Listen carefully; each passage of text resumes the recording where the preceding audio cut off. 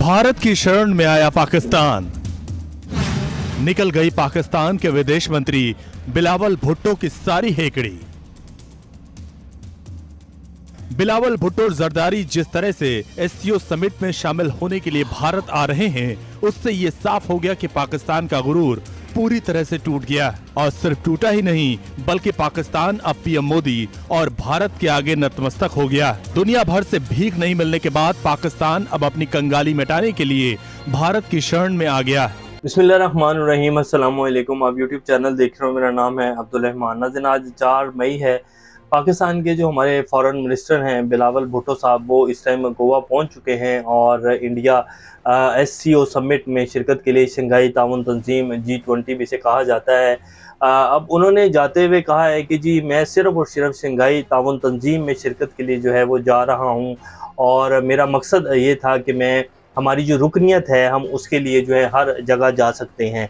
अब बिलावल भुट्टो साहब, ये मीडिया का आपने देखा है, इंडियन मीडिया है और इंडियन मीडिया कह रहे हैं कि जी पाकिस्तान की हेकड़ी जो है वो निकल चुकी है और पाकिस्तान अब हमारे सामने जो है लेट गया है। और इस तरह की बेशुमार उनकी जो है वो ट्रेंड्स चलाए जा रहे हैं इंडिया में। 2-4 दिन पहले जो है बिलावल भुट्टो साहब के हवाले से इंडिया में, दिल्ली में जो है वो पोस्टर भी लगाए गए कि जी बिलावल को यहाँ ना आने दिया जाए, क्योंकि बिलावल साहब ने इमरान खान साहब के दौर में, और जब ये PDM बनी इमरान खान साहब की हुकूमत गिराने के लिए, तो बिलावल साहब ने बड़े नारे लगाए कि जी जो मोदी का यार है वो गद्दार है। यानी कि इमरान खान साहब को मोदी का यार करार दिया गया और इमरान खान साहब को ये कहा गया कि जी कश्मीर का सौदा जो है वो इमरान खान साहब ने किया। हालांकि पूरे 3.5 साल इमरान खान साहब ने कोई बातचीत जो है वो इंडिया के साथ नहीं की और अभिनंदन को जैसे चाय का कप पिलाकर वापस भेजा और जैसे उनका जो उन्होंने अटैक किया पाकिस्तान के ऊपर, जो जवाब दिया, इनमें इतनी हिम्मत नहीं थी। और फिर इन लोगों ने एक पूरा बयानिया बनाया कि इमरान खान जो है वो कश्मीर का सौदा करके आ गया ट्रंप के साथ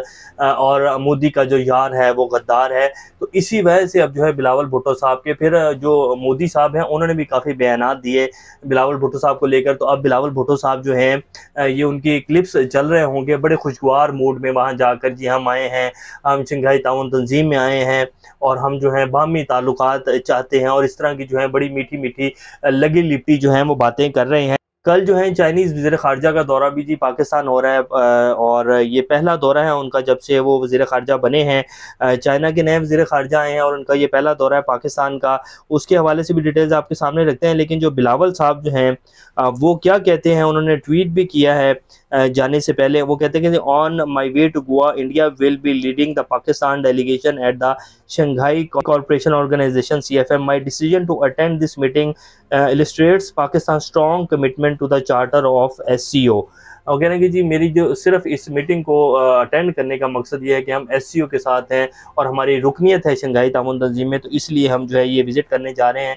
अब वैसे बिलावल साहब वहाँ गए तो इन्हें बड़ा खुल्लम खुला कहना चाहिए कि इंडिया ने जो कश्मीर के साथ किया वो गलत किया। इंडिया ने जो मोदी का जो यार, इस तरह की जो सारी बातें जो ये यहाँ बैठ कर करते हैं कि इंडिया बड़ा जुल्म कर रहा है कश्मीरियों के ऊपर, तो इनको वहाँ भी बैठ कर जो है इस तरह की बातें करनी चाहिए। अभी ये खैर पहुँचे हैं और डिटेल्स आ जाएंगी कि बिलावल साहब जो बाहर जाकर बातें करते रहे हैं कश्मीर के हवाले से, या जो पाकिस्तान में बैठकर इमरान खान को और मोदी को कहते रहे हैं, वो वहाँ जाकर भी करते हैं या सिर्फ यहीं बैठकर सियासत की जाती है, वहाँ जाकर हवा निकल जाएगी। बहरहाल देखते हैं कि बिलावल साहब जो हैं वो क्या करते हैं। अब शंघाई ताउन तंजीम और SCO का जो रुकन है वो भारत भी है, तो भारत, इन्होंने कह तो दिया कि जी हम सबके साथ ताउन के ख्वाह हैं और भारत के साथ ताल्लुकात बहाल कर रहे हैं। जी इन्होंने आते ही जो है कमर ज़मान कारा साहब को भारत के साथ वज़ीर तिजारत का जो सारा एक है तिजारत के लिए जो है उनको दिया था कि जी आप देखें भारत के साथ तिजारत हम कैसे कर सकते हैं, और भारत के साथ ताल्लुकात जो हैं ये बेहतर करना चाहते हैं। ये सिर्फ एक ऊपर ऊपर से जो है टोपी ड्रामा करते हैं, हम कश्मीर है और ये वो, और कश्मीर के ऊपर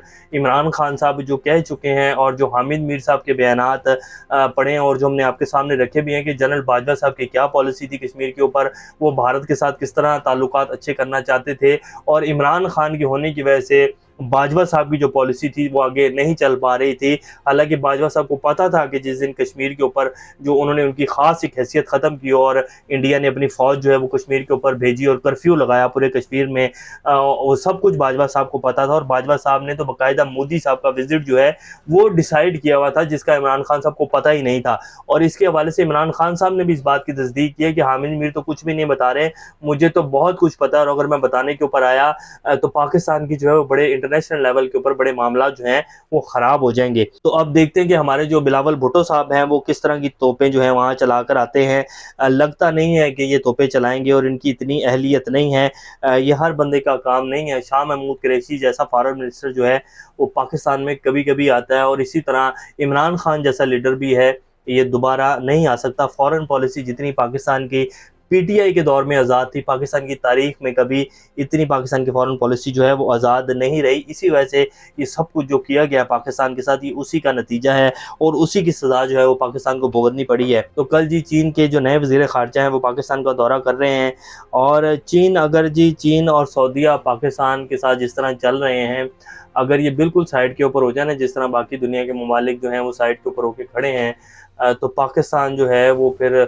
अल्लाह ही हाफिज़ है पाकिस्तान का। क्योंकि जो हमारी माशियत की सूरत हाल है और जिस तरह कर्ज़े हैं हमारे ऊपर और जो हमारे रिज़र्व्स की सूरत हाल है, तो बड़ा मुश्किल हो जाएगा पाकिस्तान का सर्वाइव करना।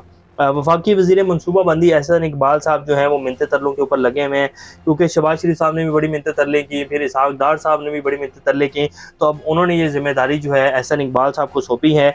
अब एहसन इकबाल साहब जो है वो कहते हैं कि आलमी बैंक के नायब सदर IMF से पाकिस्तान को रियायत देने की दरख्वास्त करें, तो मिन्नतें तरलों के ऊपर आ गए हैं हम जी। आलमी बैंक की human capital review research report के इजरा की तकरीब से खिताब करते हुए वज़ीर मनसूबाबंदी एहसन इकबाल ने कहा कि पाकिस्तान को एक बड़े माशी चैलेंज का सामना है। सैलाब से पाकिस्तान को $30 अरब का नुकसान पहुंचा है। पाकिस्तान के दौरे पर मौजूदा आलमी बैंक की नायब सदर वापसी पर IMF से पाकिस्तान को रियायत देने की दरख्वास्त करें और कहें कि जी मेहरबानी करें और हमें जो हमारे पैसे हैं $1.25 अरब जो है वो रिलीज़ कर दें, हमारा जो कर्जा है, ताकि हम कोई सुख का सांस ले सकें।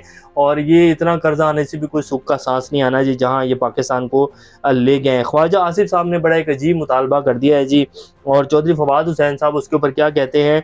ख्वाजा आसिफ साहब कहते हैं कि जस्टिस मुनीर से लेकर अब तक आइन तोड़ने के वाक़यात पर कमेटी बनाने का मुतालबा किया है उन्होंने, और वो कह रहे हैं कि जिसके ऊपर कमेटी बना दी जाए, जस्टिस मुनीर से लेकर अब तक किस किस बंदे ने जो है वो आइन तोड़ा है, इसके ऊपर कमेटी बनाएं और आवाम के सामने रखें और इसके ऊपर जो है सजाएं दी जाएँ। तो इसके ऊपर फवाद चौधरी साहब कहते हैं कि अगर ये कमेटी बन गई और तहकीकात हो गई तो ख्वाजा आसिफ समेत तमाम नून लीगी फांसी चढ़ जाएंगे, क्योंकि सारी पार्टी माशाल्लाह की पैदावार है। तो ये जी सूरत हाल है, और इलेक्शन से भाग रहे हैं। मुल्क की सूरत हाल अब सब लोगों के सामने, महंगाई का तूफ़ान है, पेट्रोल जो है वो कहाँ पहुँचा हुआ है, लोगों के पास एक वक्त का खाना भी जो है वो खाने को नहीं है, और ये लोग इलेक्शन में भी नहीं जाना चाहते हैं। अब सुप्रीम कोर्ट के ऊपर नज़रें हैं पाकिस्तान की तमाम आवाम की, और यकजहती के लिए जो है पाकिस्तान की आवाम को निकलना पड़ेगा। सिर्फ आधे घंटे के लिए पाकिस्तानी आवाम जो है अपने घरों से निकल कर सड़कों के ऊपर आ जाए ना, तो आधे घंटे में ये सारा मसला हल हो जाएगा और सबकी पेंटें जो है गीली हो जाएंगी, जो इलेक्शंस को रोकने के चक्करों में लगे हुए हैं, जो इस मुल्क के इस फरसुदा निज़ाम को बचाने में लगे हुए हैं। सिर्फ आधे घंटे के लिए पाकिस्तान की सारी आवाम सड़कों के ऊपर आ जाए, अपने घरों से निकल कर मेन सड़क के ऊपर आ जाए, तो पूरा पाकिस्तान ब्लॉक हो जाएगा, और ये आधा घंटा बड़ा कीमती आधा घंटा होगा इन तमाम लोगों की जो इस पूरे सिस्टम को बचाने में लगे हुए, सबकी पेंटें गीली हो जाएंगी। तो ये जी सूरत हाल है। दुआ की जा सकती है कि अल्लाह हमें और हमारे मुल्क की इन चोरों से जान छुड़वाए। अभी तक के लिए इतने, अपना और का ख्याल रखिएगा। अल्लाह हाफ़िज़।